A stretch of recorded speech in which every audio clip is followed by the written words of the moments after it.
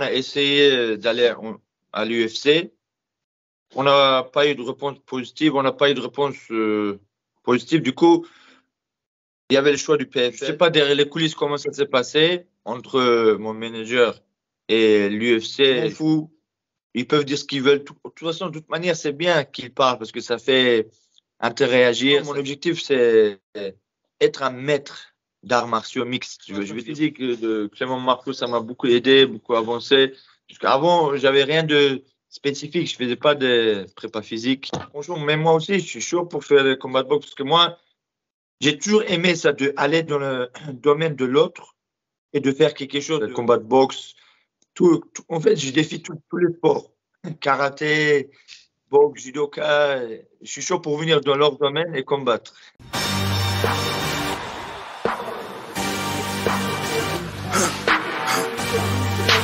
For the victory lap, though.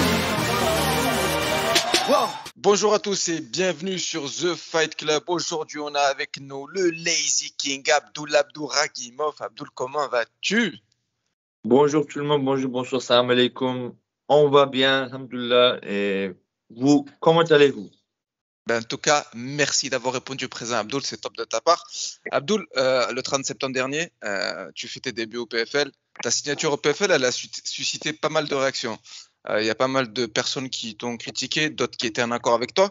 Est-ce que tu dirais que c'était un choix de conviction ou plutôt un choix, on va dire un choix par défaut? En fait, c'est pas un secret. On a essayé d'aller à l'UFC. On n'a pas eu de réponse positive. On n'a pas eu de réponse positive. Du coup, il y avait le choix du PFL et on a choisi PFL. Et maintenant, on regrette pas. On est content. On nous a proposé un bon contrat. Et maintenant, l'objectif, c'est prendre la ceinture du PFL, quoi. Puis on voit que le PFL est en train de prendre une grande ascension. Puis les personnalités qui s'y retrouvent également. Je pense qu'on a un tournant dans le MMA game au niveau mondial et c'est intéressant que toi, tu sois dans cette organisation. Au PFL Paris, tu affrontes en short notice Brad Wheeler. Victoire au premier round, soumission. Une formalité pour toi? Oui, ça s'est bien passé, alhamdoulilah. Et quand ça se passe bien, c'est toujours facile, on va dire. Tu vois, ça a l'air trop facile après. Mais derrière tout ça, il y a une préparation, des entraînements, la souffrance, il y a un peu de tout, quoi. Et après, au final, voilà, ça s'est bien passé. Et c'est vrai que c'est bon timing maintenant avec le PFL, avec tout ce qui se passe, tout ça. Médiatiquement, c'est très positif pour nous. C'est exactement ça. Je pense que tu profites d'une certaine ascension, d'une certaine image auprès du PFL. Vous vous entraidez tous les deux parce que toi aussi, tu as une certaine image aujourd'hui, tu as une certaine notoriété. Ton personnage, il est assez atypique et puis les gens s'intéressent à toi et ton histoire. Avant ce combat au PFL, comme tu l'as dit, il y a eu cet épisode UFC. Ton manager, il avait évoqué, Fernand Lopez, une promesse ferme de l'UFC. Est-ce que pour toi, cette promesse, ça a été une promesse non tenue ou au contraire, c'était plutôt une vaste fumisterie et c'était juste des paroles en l'air? Franchement, moi, je sais pas derrière les coulisses comment ça s'est passé entre mon manager et l'UFC. Je peux pas savoir tout en ce moment, mais moi, je fais confiance à l'homme en tant qu'humain. Et voilà, ça s'est pas passé maintenant. Ça sert à rien de revenir sur les petits détails. Tout ça, c'est comme ça. On continue d'avancer maintenant. Là, on est actuellement au PFL. Je me concentre sur mon objectif actuel, c'est la ceinture du PFL. Bien sûr. Et après ça, on va voir quoi. D'accord. Et pendant cette préparation, juste avant l'UFC, c'est intéressant, tu as eu un très bon épisode, un bel échange avec Joachim Buckley. Vous êtes trash talké un petit peu de manière très courtoise sur les réseaux sociaux, de manière interposée. Ces vidéos que tu as tournées, tu as reçu pas mal de réactions. Il y a certains qui t'ont poussé à accentuer ce que tu faisais, d'autres qui étaient moins en accord. Est-ce que c'est quelque chose qui t'a dérangé, toutes ces critiques, ou c'est quelque chose que tu as compris? Non, je regarde même pas d'ailleurs, tu vois, je sais même pas parce que ça sert à rien de regarder quelque chose que tu sais que tu vas pas aimer de toute manière.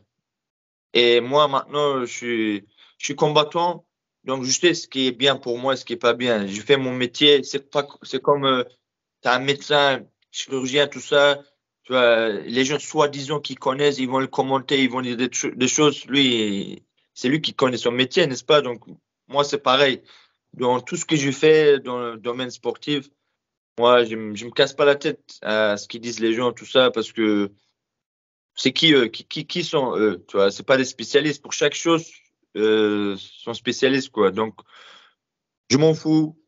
Ils peuvent dire ce qu'ils veulent. De toute façon, de toute manière, c'est bien qu'ils parlent parce que ça fait interréagir, voilà, ça fait tourner la machine, quoi. C'est exactement ça. Et ce qui est intéressant, c'est que tu as eu pas mal de médias qui t'ont soutenu, qui ont poussé pour que tu puisses signer à l'UFC. Je pense notamment à MMA Propagande, que je salue pour le travail de qualité qu'ils font. Tout cet engouement autour de toi, qu'est-ce que ça t'a montré?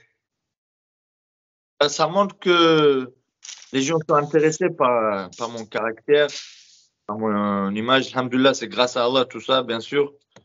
Donc, je remercie d'ailleurs tout le monde qui me supporte. Et même ceux qui me supportent pas aussi, qui me détestent, je remercie quand même. Parce que il faut de tout le monde, tu vois, pour que ça marche. Donc, il faut les haters aussi. Et franchement, bah, ça a montré que, alhamdoulilah, ça fait plaisir, quoi, tu vois. Ça me motive encore plus d'avancer, continuer. C'est beau gosse. Et justement, à 28 ans, est-ce que le rêve d'évoluer un jour à l'UFC, c'est quelque chose auquel tu penses toujours ou tu mets définitivement de côté cet objectif-là? En fait, moi, dès le départ, c'était pas dans mes objectifs être vraiment à l'UFC, tout ça. Tu vois, moi, au début, je pensais à rien spécialement. Mais maintenant, mon objectif, c'est être un maître d'arts martiaux mixtes. Je veux dire vraiment être meilleur, quoi. Tu vois, dépasser moi-même, devenir vraiment fort, battre les meilleurs. Donc, si un jour se propose l'occasion à l'UFC, tout ça, et c'est un bon contrat, pourquoi pas? Moi, je suis pas fermé sur ce sujet-là.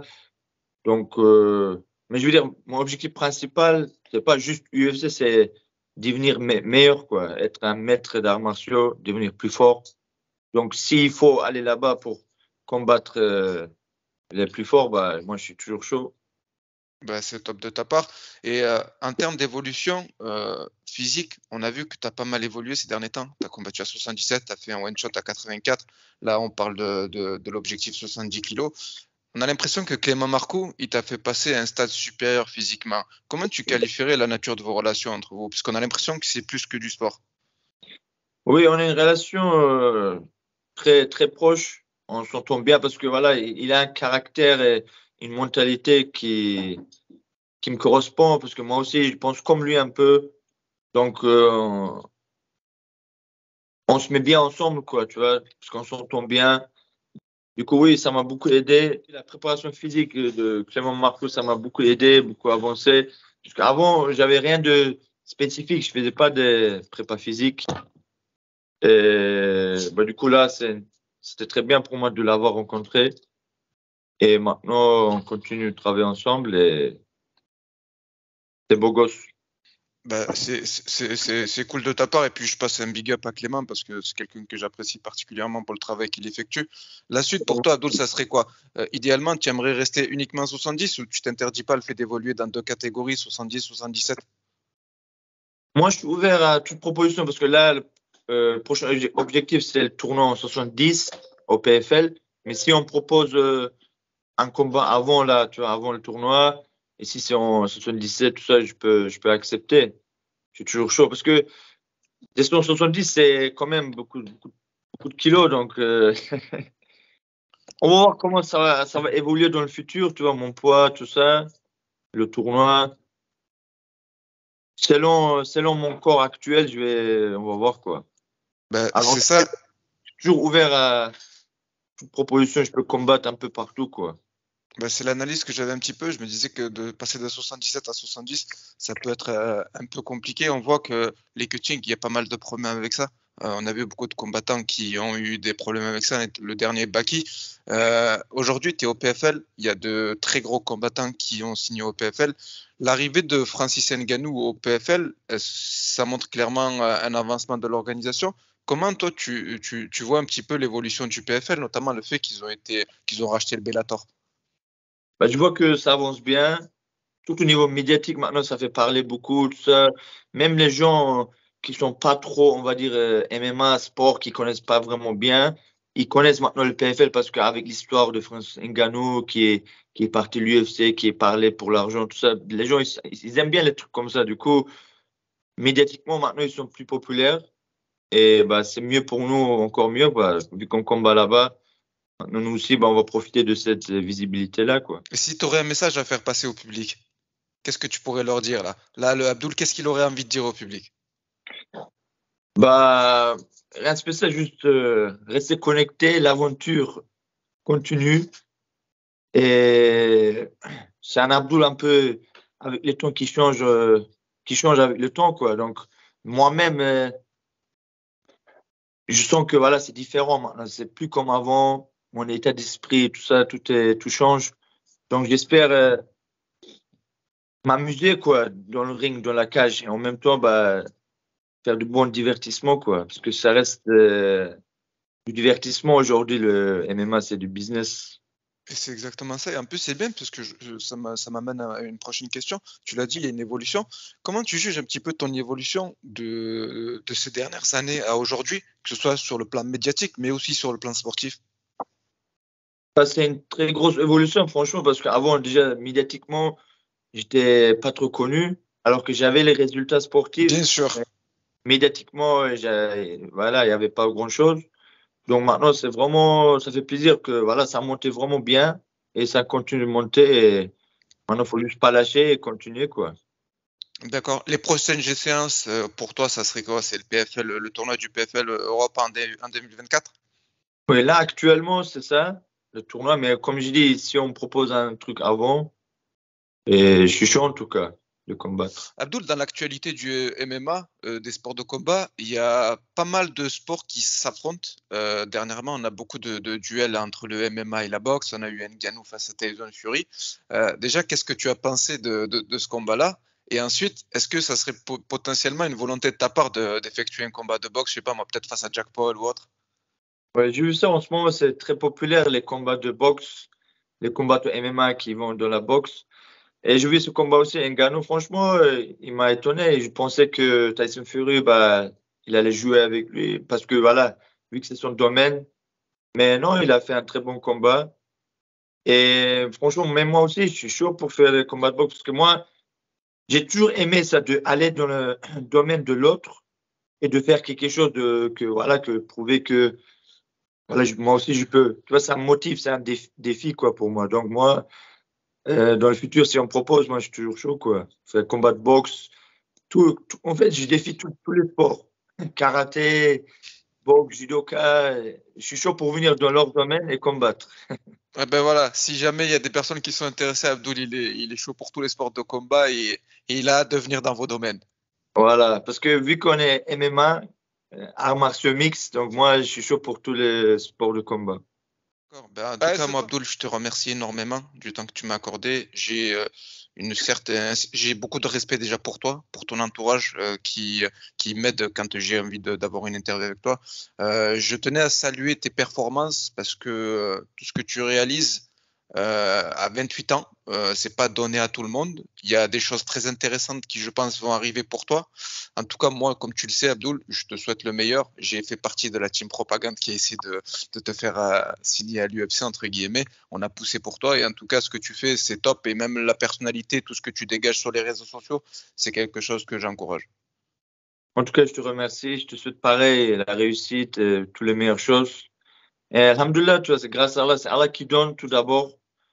Et après, c'est à nous de faire les causes, quoi. Faut bouger, faut penser positif, que ça va marcher. Et après, Allah, il va faire tout. Donc, pour toujours remercier Allah et avancer, quoi, faire les causes. C'est ça que j'ai appris, quoi, dans ces voyages. Merci, Abdul. Merci beaucoup.